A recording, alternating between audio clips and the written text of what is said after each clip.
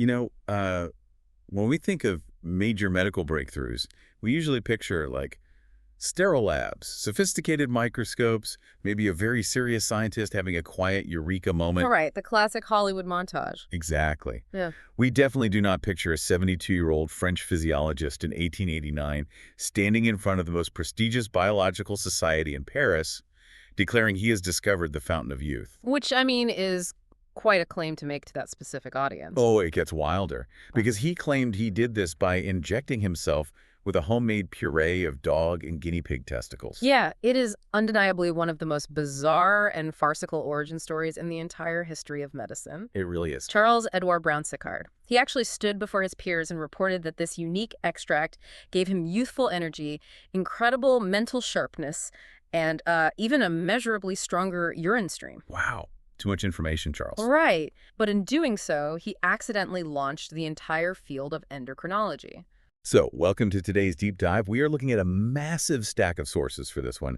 Everything from historical endocrinology papers to modern clinical trial data and some really specialized pharmacological case studies. It's a lot to get through, but it's fascinating. It totally is. And our mission today is to untangle a topic for you that is incredibly misunderstood, heavily marketed, and just steeped in both wild history and intense modern controversy. We are, of course, talking about androgens, specifically testosterone. Right. And our goal here is to look right past the aggressive gym bro stereotypes and, those flashy, low-T billboard ads you see on the highway. We're uncovering the actual pharmacology here. Yeah, how this molecule is actually used therapeutically, the major physiological cautions you really need to know about, and why this chemical is essentially a biological shapeshifter. But, going back to those historical papers regarding Brown-Séquard, we have to acknowledge that his extract was almost certainly a pure placebo effect, right? Oh, absolutely. At the cellular level, the aqueous extract he created likely contained zero biologically meaningful concentration of any steroid hormone. Because you can't just mix it with water. Exactly. Testosterone is hydrophobic. It does not dissolve in water like that. But the underlying idea, this concept that a chemical messenger from a specific gland could circulate in the blood and change how the whole body functions, that was revolutionary. Even if his method was totally flawed. Right. It set off this massive craze in Europe and America for what they called organotherapy, which was just this wave of rather dubious gland-attexture tonics. Which is such a huge leap, going from people injecting dog testicles based on a placebo effect to this modern era where millions of men are legally prescribed testosterone gels and elite athletes are using completely undetectable designer steroids. It's a totally different world now, and the actual chemistry didn't arrive for nearly half a century after that Paris presentation. And looking at the sources, the sheer logistics of those early breakthroughs are honestly mind-boggling. They really are. The 1930s is when we finally isolated the molecule, and it required a staggering scale of raw material. So 1935 Germany, right? Yeah. Adolf Butenandt managed to isolate a precursor called androsterone. But to crystallize just a few milligrams of this hormone, his team processed tens of thousands of liters of police officer urine. I'm sorry, I just have to pause there. Tens of thousands of liters from, like, a police barracks. From police barracks, yeah. They had to systematically extract, purify, and crystallize the compounds from this massive volume of waste just to find the specific hormonal needle in the haystack. That is just a wild historical footnote. But meanwhile, in Switzerland, Leopold Ruzicka didn't just isolate it. He achieved a full chemical synthesis of testosterone from cholesterol that exact same year. Which proved we could actually build these molecules in a lab from scratch. Right. And they both shared the 1939 Nobel Prize in chemistry for this work. So this is the moment science finally has the specific molecule in hand. But, okay, let's unpack this. Ever since 1935, we've universally labeled testosterone the quote-unquote male sex hormone. But looking at the pharmacological case studies in our sources, that label feels entirely inadequate. It's a massive oversimplification. It's not just a single key unlocking a single door. It acts much more like a raw material, right? Like clay, that the body molds into completely different tools depending on the specific tissue environment. That is exactly the right way to think about it. The textbook definition has required massive revision, mostly because testosterone is frequently operating as a prohormone. Meaning it doesn't do the heavy lifting itself. Right. It doesn't actually execute all the biological work on its own. Its effects run through two very distinct downstream enzymatic conversions. Okay, what's the first word? First, you have an enzyme called 5-alpha reductase. This enzyme basically strips a double bond from the testosterone molecule, converting it into dihydrotestosterone, or DHT. And DHT is the really strong stuff. It's an incredibly potent androgen. It binds much more tightly to the androgen receptor, and it's the primary driver for phenomena like prostate growth and male pattern baldness. So the raw testosterone circulating in your blood isn't what's primarily causing hair follicle miniaturization on your scalp. It's the localized conversion into DHT that does that. That is exactly the mechanism. But then, and this is where it gets crazy, testosterone can also be converted in an entirely different direction. Right. In tissues like fat and the brain, an enzyme called aromatase converts testosterone into estradiol. Which is an estrogen. It's funny to think about because we all know estradiol is an estrogen, but to realize testosterone's essentially its waiting room. It's a wild biological twist. It creates a fascinating irony, honestly. A huge share of what testosterone accomplishes for the body, specifically maintaining bone mineral density and driving libido in both sexes, is actually dependent on estrogen receptor activation. Wow, really? Yeah. The testosterone has to be aromatized into estradiol first. If you administer a strict aromatase inhibitor to a patient and block that conversion completely, they start to lose those critical bone and cognitive benefits, even if their total testosterone levels are extremely high. Which completely dismantles the pop culture myth that testosterone is a strictly male-exclusive chemical. Oh, entirely. Because women naturally produce testosterone in their ovaries and their adrenal glands, right? Yes, they do. In fact, female adrenal glands produce substantial amounts of DHEA, which serves as a vital weaker precursor. And these androgens are absolutely essential for normal female physiology, like follicular development in the ovary, bone maintenance, cognitive function, libido. They all require this baseline androgenic activity. The interconnectedness of these hormones is undeniable. But, this raises a huge historical puzzle for endocrinologists. Because if it does so many different things? Exactly. If testosterone converts into DHT to handle specific tasks, like external masculinization, and stays as testosterone for other jobs, like skeletal muscle growth, researchers really needed to prove these pathways were functionally distinct. And to figure that out, we have to look at one of the most remarkable natural experiments in the history of biology. It's an incredible story. In isolated villages in the Dominican Republic, an endocrinologist named Julianne Imperato McGinley documented a genetic condition that completely isolated these hormonal pathways in humans. Yeah, the local population referred to the condition as gividoses. Which translates roughly to penis at 12, right? Yes, and the clinical presentation of the gividoses fundamentally changed our entire understanding of androgen receptors. How so? Well, these are individuals born with XY chromosomes, meaning they are genetically male and they develop functioning internal tests. However, they carry a specific genetic mutation. A severe 5-alpha reductase deficiency. Exactly. They completely lack the enzyme required to convert raw testosterone into DHT. And because DHT is the specific hormone required to trigger the formation of external male genitalia in utero, the absence of DHT means these children are born looking phenotypically female despite having XY chromosomes. Right. They are fully integrated into society and typically raised as girls. But then puberty hits. And the biological revelation happens. The functioning internal tests respond to the brain's signals by releasing a massive natural surge of raw testosterone. And this is where scientists got to see exactly what raw testosterone does in the complete absence of DHT. Exactly. It increases skeletal muscle mass significantly, it drops the vocal pitch, and it initiates a major skeletal growth spurt. But wait, without DHT, how do they masculinize? Crucially, this sheer volume of raw testosterone at puberty is actually enough to overcome the lack of DHT. It causes the body to rapidly masculinize externally, the phallus grows, the testes descend, and the individual typically transitions to a male gender identity. So nature essentially ran a multi-generational controlled experiment proving that testosterone and DHT handle totally different biological portfolios. Yes, and this wasn't just some abstract academic discovery. It led directly to blockbuster clinical applications. Right, because if you observe that a person can live a perfectly healthy life without 5-alpha reductase, Then you can make a drug that targets it Pharmaceutical companies developed drugs like finasteride and dutasteride. which are synthetic 5-alpha reductase inhibitors. Exactly. They artificially mimic the GAV-V mutation, basically blocking DHT production to treat male pattern baldness and benign prostatic hyperplasia in enlarged prostates. While leaving the raw testosterone completely free to maintain muscle and bone mass. That's the brilliance of it. But the success of isolating DHT inhibition naturally fueled a much more ambitious goal among chemists in the mid-20th century. The dissociation debate. Yes. If nature proved you can separate these hormonal effects, chemists believed they could synthesize compounds in the lab that completely separated the tissue-building properties from the masculinizing properties. Because the clinical demand for that would be massive. Like a purely anabolic drug could treat severe muscle-wasting diseases in women, children, or burn victims without causing severe androgenic side effects. Right, without the facial hair growth or vocal cord thickening, they wanted to create anabolic androgenic steroids, or AAS, that were purely anabolic. So they synthesized molecules like oxandrolone and nandrolone. But wait, with modern computational biology and AI drug discovery today, you're telling me we still haven't found a single molecule that can thread that needle? Not a single one. Why is the receptor so stubborn?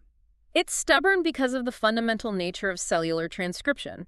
I mean, you can heavily modify the physical shape of the steroid molecule to favor certain interactions, which they did achieve to a modest degree. Right. But both the anabolic tissue-building pathways and the androgenic masculinizing pathways are triggered by the exact same intracellular androgen receptor. Oh, so they share the exact same on switch. Exactly.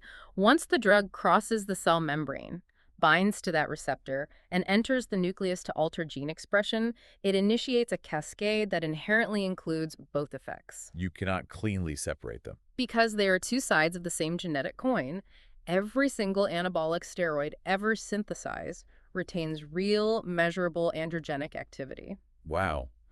And, it's easy to judge elite athletes pushing the limits of these drugs, but the inability to separate these effects safely has led to some devastating historical consequences when institutions decided to just overload the human body anyway. Yeah, the most notorious institutional misuse was definitely East Germany's state-sponsored doping program in the 1970s and 80s. Staatsplan 14.25. Right. The East German government systematically administered synthetic anabolic steroids, chiefly a compound called oral Turinabol, to thousands of their Olympic athletes. And the ethical violations were just staggering. Many of these athletes were minors, given these powerful hormones under the guise of daily vitamins. Completely stripping them of informed consent. Yeah.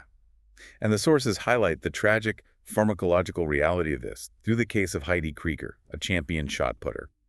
The androgen exposure was so massive and the masculinizing effects so profound and irreversible that it physically and psychologically altered her hormonal baseline. Yes, and he now lives as Andreas Krieger and is a very vocal critic of the doping program. It really just proves that superphysiologic doses of these synthetic androgens can literally override endogenous hormonal identity. The physiological remodeling is permanent at those dosages. The vocal cord thickening, the skeletal changes, they do not reverse when the drug is stopped. But as testing methodologies eventually caught up to detect drugs like oral Turinabol, the pharmacology just went underground. It became an endless arms race between rogue chemists and anti-doping agencies. Which brings us to the Belko scandal in 2003 and the creation of designer steroids. Ah, yes. So a chemist named Patrick Arnold created a molecule called THG, or tetrahydrogesterone. And for years, elite athletes, including Marion Jones, were passing urine tests while utilizing this incredibly powerful anabolic agent. It was a massive blind spot. So how exactly did a molecule remain completely invisible to top-tier drug screening?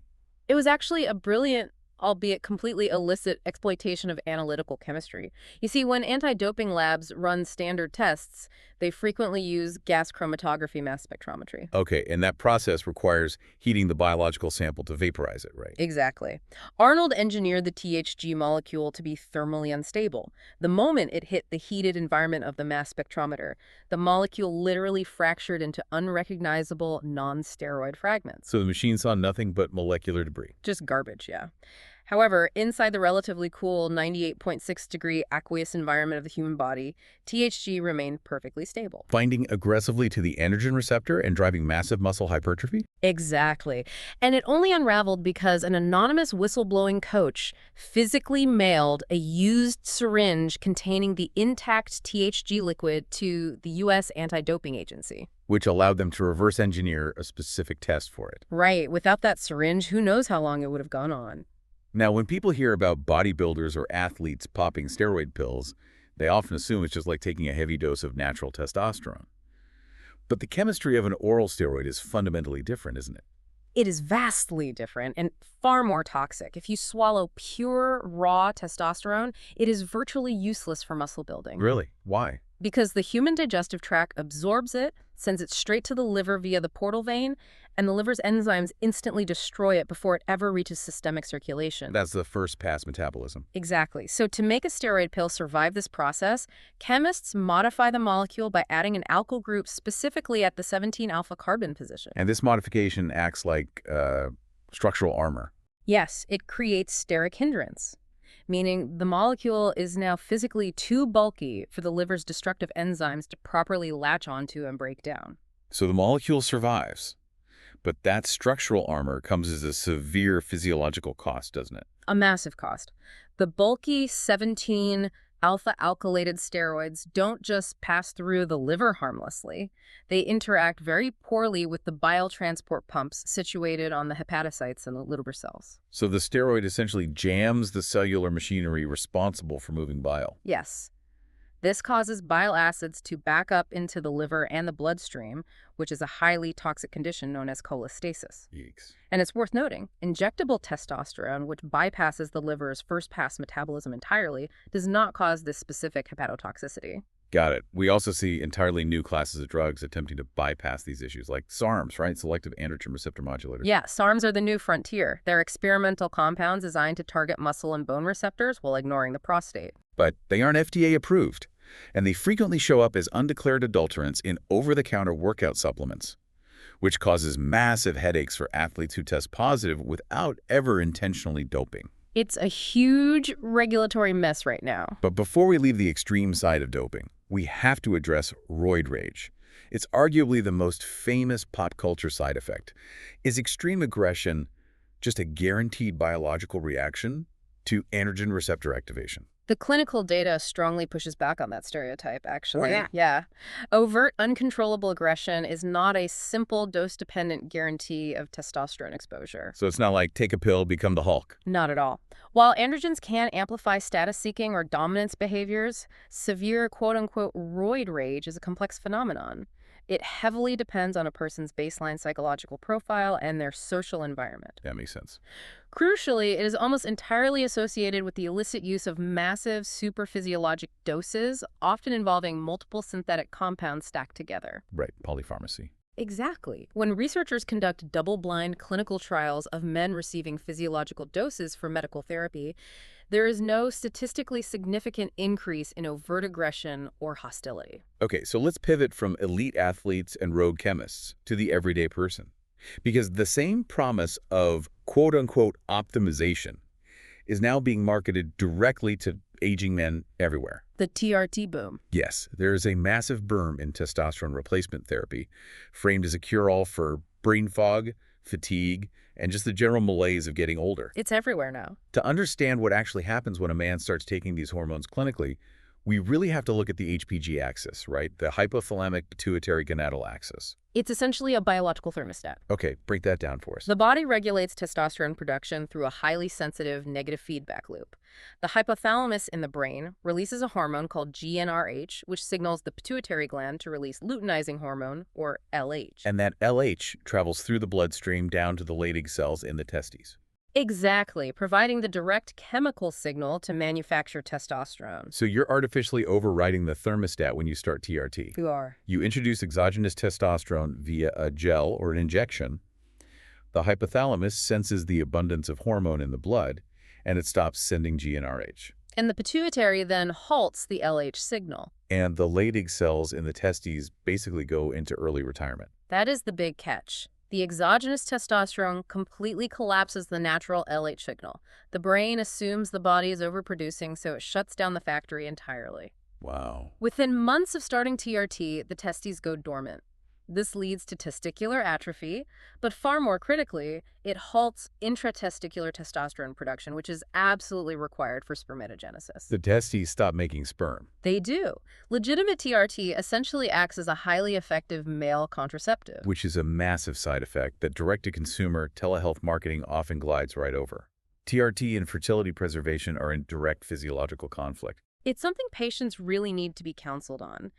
And measuring whether a man actually needs TRT in the first place is further complicated by a carrier protein called SHBG. Sex hormone-binding globulin. Right. When testosterone circulates in your blood, it's not all freely available. SHBG binds to the vast majority of it, essentially locking it up in transit. So only the small percentage of free or unbound testosterone can actually cross cell membranes and activate receptors. Exactly. So a clinic could look at your total testosterone, tell you it's perfectly normal, but if your SHBG levels are excessively high, your tissues might actually be starving for the active hormone. It requires nuanced endocrinology to interpret these panels correctly. Which brings us to the explosion of these is-it-low-T clinics. Men are walking in reporting fatigue, brain fog, a lack of vitality. And the medical community really needed rigorous data to see if exogenous testosterone actually resolves these non-specific symptoms of aging. Right, so between 2016 and 2017, the results of the T trials were published. This was a comprehensive study looking at 790 older men with unambiguously low testosterone levels and clinical symptoms. The gold standard kind of study? Exactly. And given the commercial hype, I fully expected these trials to show older men suddenly running marathons and experiencing massive cognitive turnarounds.